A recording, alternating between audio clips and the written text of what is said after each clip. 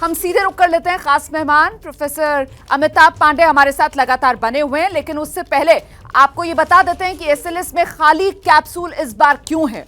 क्योंकि इस बार ये कैप्सूल खाली इसलिए है, एक तरीके से इंसान को चांद पर भेजने से पहले की ये रिहर्सल है, ये टेस्ट है जो किया जा रहा है।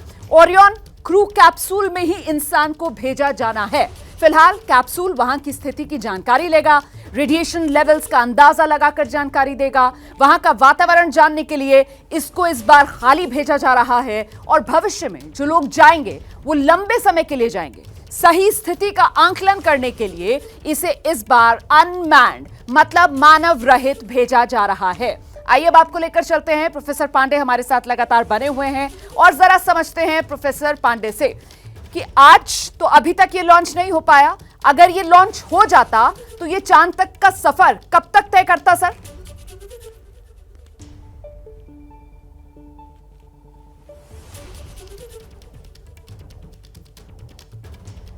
प्रोफेसर पांडे आपको मेरी आवाज मिल रही है सर? आवाज आ रही, बोलिए। जी सर, मैं ये जानना चाह रही थी कि अगर ये आज लॉन्च हो जाता तो फिर ये चांद तक का सफर कब तक तय कर लेता सर? इसका जो पूरा ऑर्बिट है, इसका हमारे चांद के जाने के लिए लगभग आपका मान के चलिए कि 4 से 5 दिन का रास्ता होता है चांद तक पहुंचने का। और फिर इसको चांद के ऑर्बिट में जाना था, और चांद के ऑर्बिट में जाने के बाद इसको फिर करीब 10 सैटेलाइट्स की छोटी लॉन्च करनी थी, जिसके बहुत सारे अलग अलग काम थे। 10 इनको क्यूब सेट, बहुत छोटी सैटेलाइट होती है। और इसके बाद फिर इसका जो अपना जो पेलोड है, इसको वहां पे डालने के बाद फिर इसको ऑर्बिट करके फिर वापस धरती पर आना था और उसको जो प्रशांत महासागर में इसको उतरना था। तो ये लगभग मतलब अगर आप फास्टेस्ट मिशन भी आप प्लान करें तो आप मान के चलिए कि 15 दिन का मिशन होता है मिनिमम। चांद पे जाने का लौट कर, हम पिकनिक पे जाते हैं आगरा जाके हम सेम डे लौट सकते हैं या अगले दिन लौट सकते हैं। चांद का मामला कम से कम 15 दिन का होता है। फिर डिपेंड करता है उसमें आप क्या प्लान कर रहे हैं, उसके हिसाब से उसका मिशन एक्सटेंड हो सकता है। ये जो ओरायन इसका जो स्पेस क्राफ्ट है, इसकी खास बात ये है कि लगभग 28 दिन तक आपका ये आपके यात्रियों को सस्टेन कर सकता है। उसका सारा इसका प्लानिंग है, तो उसी हिसाब से इसके सारे टेस्ट और आगे मिशन को डिजाइन किया गया है। सर, मुझे नील आर्मस्ट्रांग का वो कोट याद आ रहा था जिसपे उन्होंने कहा था, कदम उन्होंने सबसे पहले चांद पर रखा था कि मनुष्य के लिए एक छोटा कदम, मानव जाति के लिए एक बड़ी छलांग। और ऐसे में ये आर्टेमिस 1 इस पूरे मिशन को आप किस तरीके से परिभाषित करेंगे सर? वो चांद पर पहले कदम वाली तस्वीर भी हम आपको दिखा रहे हैं। अपोलो मिशन, नील आर्मस्ट्रांग जिन्होंने पहला कदम 1969 में चांद की सतह पर रखा था, और इसी पर उनकी तरफ से कहा गया था मनुष्य के लिए एक छोटा कदम, मानव जाति के लिए बड़ी छलांग। प्रोफेसर पांडे, कोई भी विज्ञान की कोई भी खोज होती है, चाहे वो स्पेस की मिशन हो, चाहे वो आपके पार्टिकल फिजिक्स एक्सीलरेटर में हिग्स बोसॉन की डिस्कवरी जैसे हुई थी, ये सारा का सारा विज्ञान हमेशा पूरी मानवता के लिए होता है।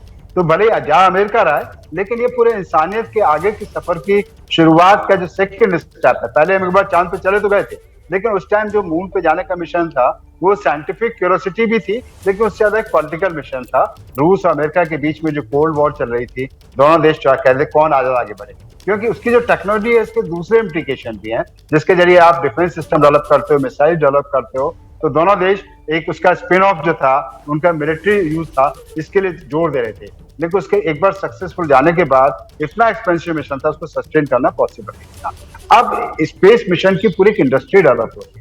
आप देखेंगे इसमें अलग अलग पार्ट जो है प्राइवेट इंडस्ट्री से बन के आ रहे हैं, यूरोप से बन के आ रहे हैं, कुछ पार्ट इटली डेवलप कर रहा है, कुछ जर्मनी डेवलप कर रहा है। तो ये एक तरह का इंटरनेशनल कोलैबोरेशन के तहत ये मिशन जाने वाला है, और इसमें सभी देशों को इसका फायदा मिलेगा। और इसके सभी इससे पूरे एक जो हमने जो शुरुआत की थी, लेकिन उसके बाद सारे रोबोटिक मिशन जाने शुरू हो गए। आप देखेंगे चाहे चंद्रमा पे अनमैन्ड मिशन भेजे गए, उसके बाद ऑर्बिट में, या आपको जो मंगल पे जितने भी यान भेजे गए, सारे अनमैन्ड मिशन थे।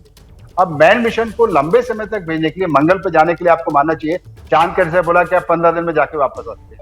मंगल पे जाने के लिए कम से कम आपको मानना चाहिए 3 साल का मिशन होता है, क्योंकि 2 साल के बाद लॉन्च विंडो खुलती है और 2 साल के बाद ही वहां से लॉन्च विंडो खुलेगी। तो मतलब 4 साल हो गए। ये जो बात आप कर रहे हैं सर, प्रोफेसर टंडन का कर लेते हैं जरा सा। प्रोफेसर टंडन, मतलब एक तरीके से ये जो आर्टेमिस 1 है, इसके जरिए कहीं ना कहीं मंगल, मार्स पर भी पहुंच आसान हो जाएगी। फिर यही लक्ष्य लेकर नासा चल रहा है 2040 तक मार्स। ये बात है, अपॉर्चुनिटी विंडो है, ये वैसे मत देखिए इसको। हम 63 साल पहले हो गया जब इलेक्ट्रॉन बड़ी शानदार डेवलप हुई में अमेरिका के लिए चांद पे जाना 4 दिन का खेल है। बात वो नहीं है, बात ये थोड़ा सा चिंता का विषय भी है, क्योंकि एक लड़ाई हो चुकी है जो कि हमें दिख नहीं रही चाइना अमेरिका में। पहले लड़ाई थी रशिया में और अमेरिका में, अब जो है ये एक कोल्ड वार शुरू हुई है जो कि चाइना में। चाइना किसी भी तरह से, जो अमेरिकन कहते हैं कि चाइना उस पर कब्जा करना चाहता है। अब लड़ाई जो है वो मार्स की है, चांद की नहीं है। चांद तो एक लॉन्चिंग पैड की तरह यूज किया जाएगा। तो एलन मस्क, आपको पता, उन्होंने अपना एक बहुत बड़ी कंपनी खोल रखी है और उन्होंने तो बिल्कुल ये कह रखा कि 2030 तक मैं मार्स पे एक कॉलोनी बसा दूंगा। तो ये बात जो है ये अब चांद तक नहीं है, ये मार्स है। एक हमारा लॉन्चिंग पैड होगा, उससे हम डीप स्पेस में जा सकेंगे।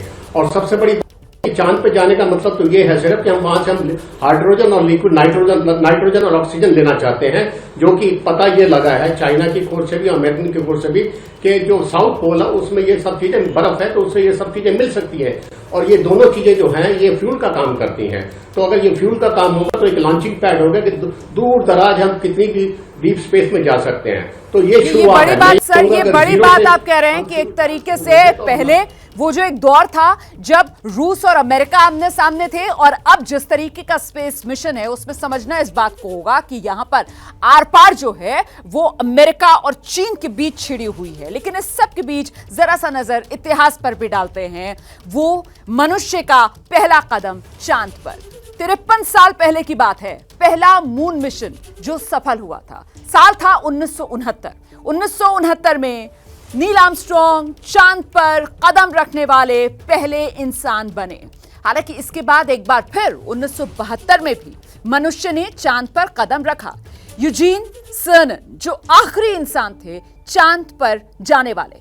50 साल से चांद पर कोई इंसान नहीं गया। फिर से चांद पर इंसान को भेजने की तैयारी पूरी नासा की तरफ से की गई है। उसी से जुड़ा हुआ ये आर्टेमिस मिशन, इंसान को फिर से चांद पर भेजने के लिए ये मिशन, आर्टेमिस मिशन की पहले चरण की लॉन्चिंग जो आज होनी थी, फिलहाल टल गई। नजर हमारी बनी रहेगी कि अब दोबारा कब, 2 सितंबर या 5 सितंबर। बड़ी कवरेज में हमारे साथ जुड़ने के लिए आपका बहुत बहुत शुक्रिया। दोनों मेहमानों का, प्रोफेसर टंडन का, प्रोफेसर पांडे का भी बहुत बहुत शुक्रिया एबीपी न्यूज पर हमारे साथ जुड़ने के लिए।